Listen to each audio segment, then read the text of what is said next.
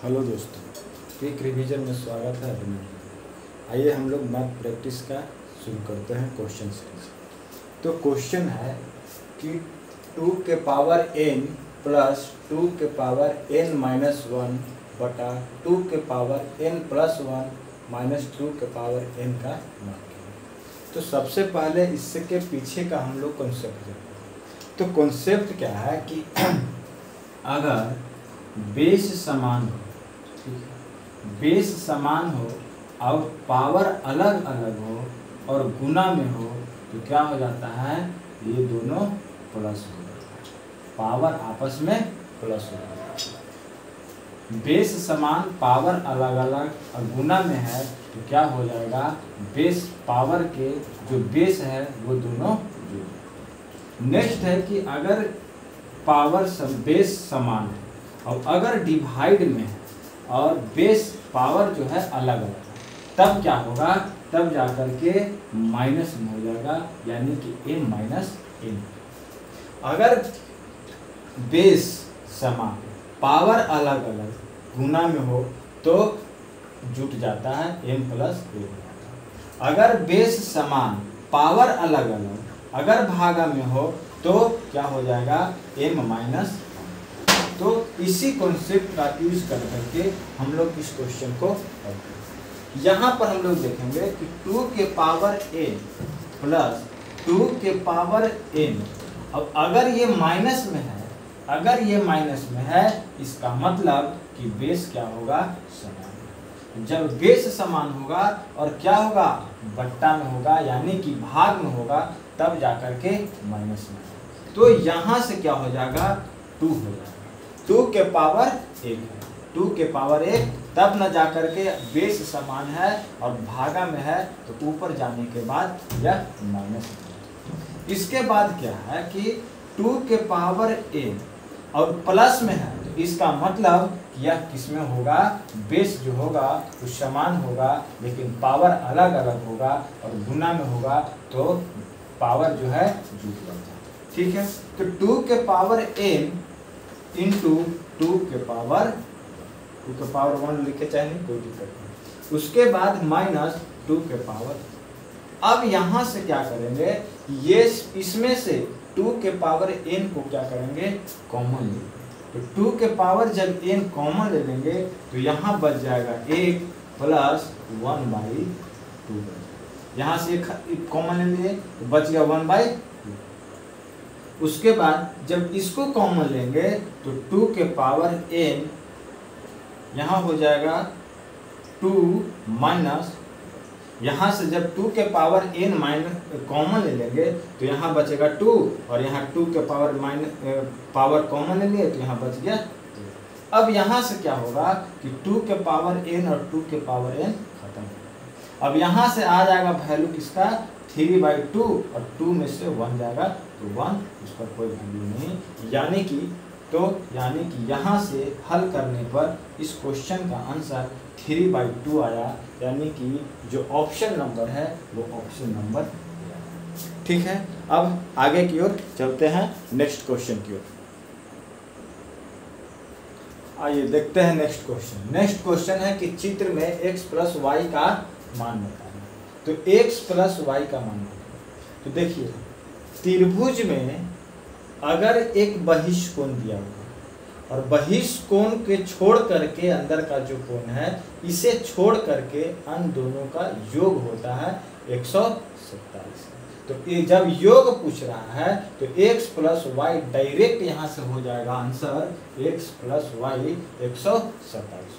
ठीक है, और अगर यहाँ पर 50 दिया हुआ है तो अगर इसको हम लोग ऐसे बनाते हैं, ABCD का पैरेलल है, ABCD का पैरेलल है तो यह एक जो है तिर्यकछेदी रेखा है, तिर्यक रेखा है। तो जब ये एकांतर कोण से 127 और ये पूरा एंगल 100 जो हो जाएगा 50 ये है और 127 ये है, तो यह कितना हो जाएगा, यहाँ से 77 निकल जाएगा 100। यानी कि एकांतर कोण से ये दोनों कोण क्या हो जाएगा, बराबर है। तो यहाँ से भी x निकल गया। अब यहाँ से जब हम लोग निकालेंगे तो ये कितना निकलेगा, ये भी 53 निकलेगा। उसके बाद इसको जब घटाएंगे तो यहाँ पर निकल जाएगा y का मान और यहाँ से x प्लस वाई का मान निकल जाएगा। तो डायरेक्ट हम लोग निकाल सकते हैं, 2-3 विधि से इसको हम लोग निकाल सकते हैं। जैसे यहाँ से अगर निकालते तो 53 हो जाता और 53 127 में से 100 त्रिभुज के कोणों का तीनों कोणों का योग 180 और 180 में से 53 को जब हम लोग घटा देते तो 127 निकल जाता। ठीक है, तो यह एक आसान क्वेश्चन था जो 127 x प्लस वाई का मान कितना हो जाएगा 127। ठीक है, अब देखते हैं नेक्स्ट क्वेश्चन।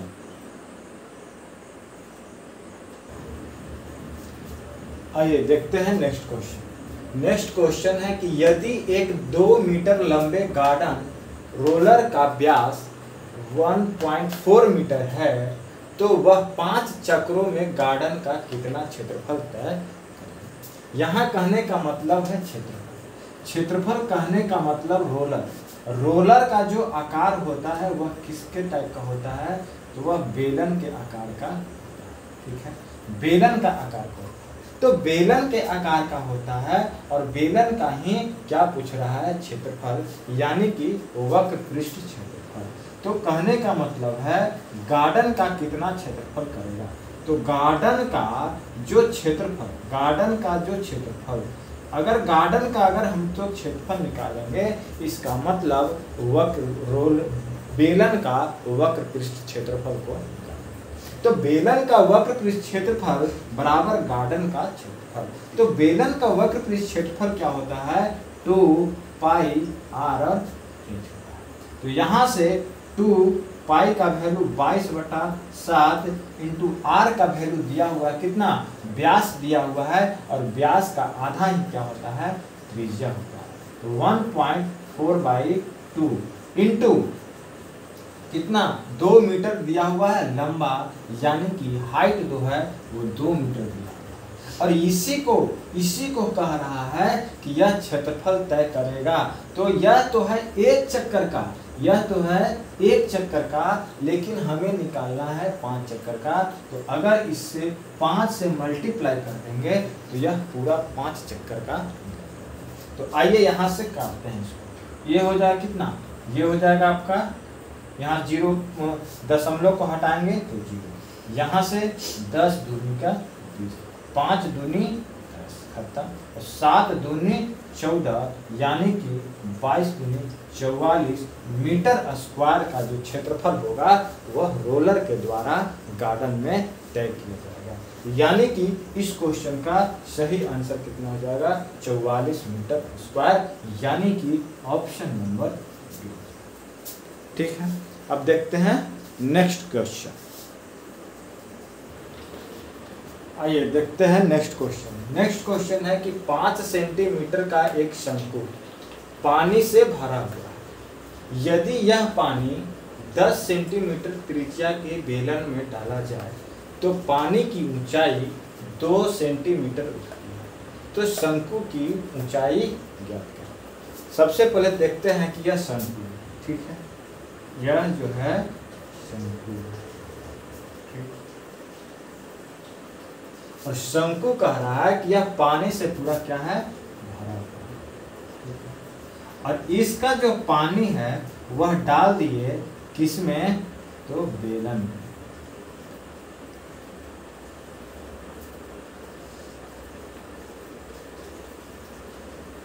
किसमें डाल दिए, बेलन में।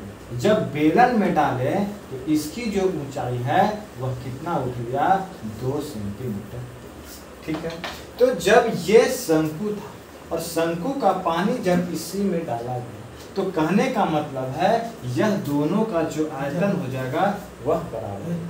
और जब दोनों का आयतन बराबर हो जाएगा तो शंकु का आयतन क्या होगा, 1/3 पाई r स्क्वायर। ठीक है, ये शंकु का आयतन और शंकु के आयतन बराबर बेलन का आयतन। तो बेलन के आयतन पाई r स्क्वायर। ठीक है, ये शंकु है, शंकु का ही पानी डाला गया किसमें, तो बेलन में। और बेलन का जो जब पानी डाला गया तो इसकी जो पानी की ऊंचाई है यह 2 सेंटीमीटर है, यानी कि अब यहां से हम लोग देखेंगे पाई से पाई खत्म।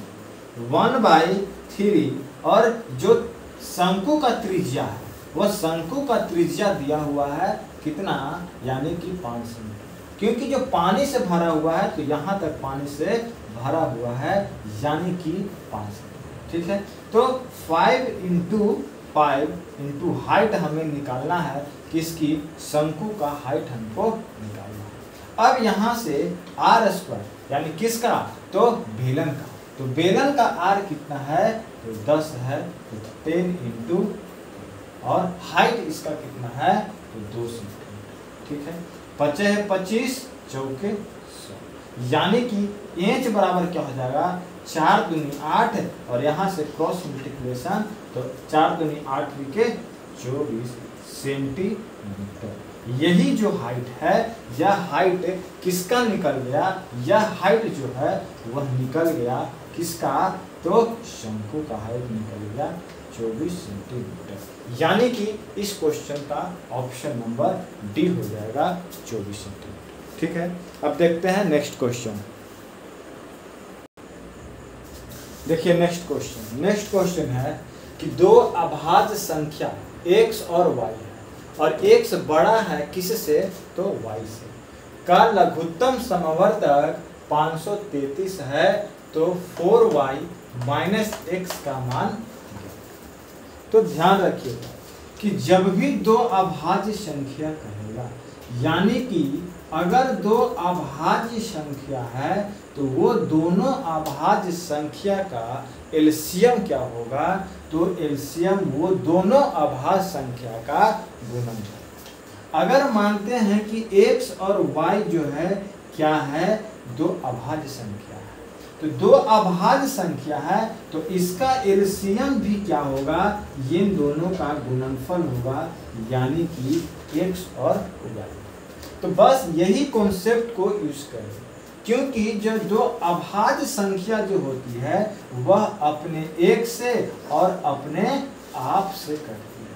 ठीक है, एक से और अपने आप से कटती है, वह अभाज्य संख्या ही कहलाती है। ठीक है, अब यहाँ से देखते हैं कि दो अभाज्य संख्या है x और y, जिसका लघुत्तम समावर्तक यानी कि x और y का जो लघुत्तम समावर्तक है वह 533।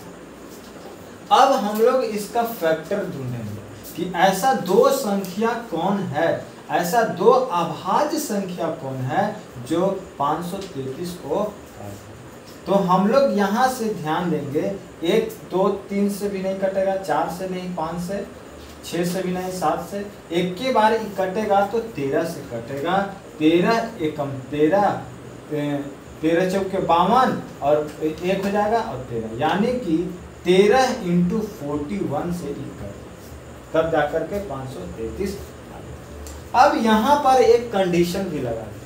कंडीशन क्या लगाया है कि जो x है वो बड़ा होगा किससे, y से। तो इसका मतलब कि ये जो बड़ा है वह x है और ये क्या है, बस इसी का मान यहाँ पर पुट करके और इसको, तो 4y - x बराबर y यानी कि 13, 13 चौके माइनस x यानी कि 41, और 52 में से जब 41 जाएगा तो मेरा आंसर जो आएगा वह 11 आएगा। तो इस क्वेश्चन का सही आंसर ऑप्शन नंबर क्या हो जाएगा, ऑप्शन नंबर सी। ठीक है, अब देखते हैं नेक्स्ट क्वेश्चन। आइए देखते हैं नेक्स्ट क्वेश्चन। नेक्स्ट क्वेश्चन है कि यदि एक व्यक्ति की आयु उसके 3 बच्चों की आयु के योग के 4 गुना है और 6 वर्ष के बाद उसकी आयु उसके तीनों बच्चों की आयु के योग की दुगुना हो जाएगी, तो उस व्यक्ति की वर्तमान आयु कितनी। तो सबसे पहले हम लोग यहाँ पर देखें, एक है उसका बच्चा,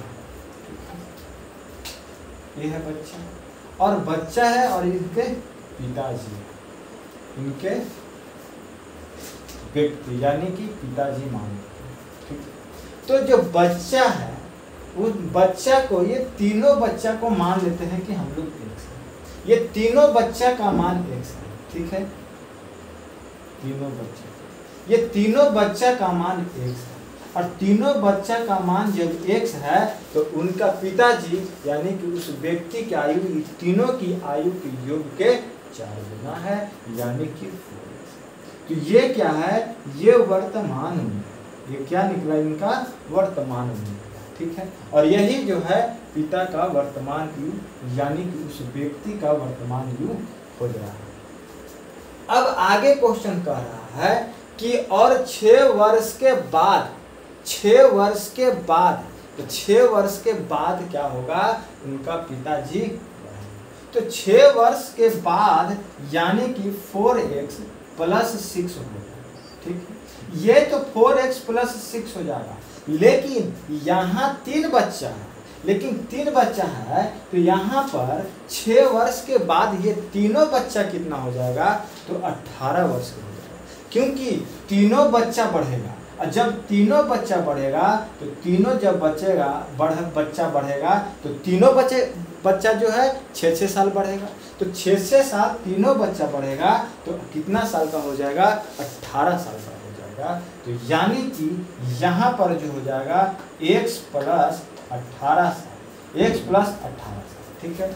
आयु के उसके तीनों बच्चों की आयु के योग के क्या है, तो दुगना है, बस इसी को निकाल देना है, यानी कि 4x + 6 यहाँ हो जाएगा 2x + 36। अब यहाँ से क्या हो जाएगा, यहाँ से आकर के 4x यानी कि घट जाएगा, 4x में से 2x चला जाएगा तो 2x, और 36 में से 6x चला जाएगा तो 30 हो जाएगा। x बराबर क्या निकल गया, x बराबर निकल गया, x बराबर, तो यानी कि x जो वर्तमान उम्र x जिसका हम लोग माने थे वो बच्चा था 15 वर्ष, लेकिन हमको निकालना है उस व्यक्ति का, तो उस व्यक्ति का जो वर्तमान उम्र है वह 4x है, यानी कि 4x × 15, 15 × 60, यानी कि 60 वर्ष उस जो व्यक्ति है वह वर्तमान में कितने साल का है, तो 60 वर्ष का। तो इस क्वेश्चन का सही आंसर ऑप्शन नंबर 2, ठीक है। तो आज का वीडियो हम लोग यहीं पर रखते हैं, अगर वीडियो अच्छा लगे तो लाइक करें, शेयर करें और सब्सक्राइब करें। फिर मिलेंगे हम लोग नेक्स्ट वीडियो में, तब तक के लिए धन्यवाद।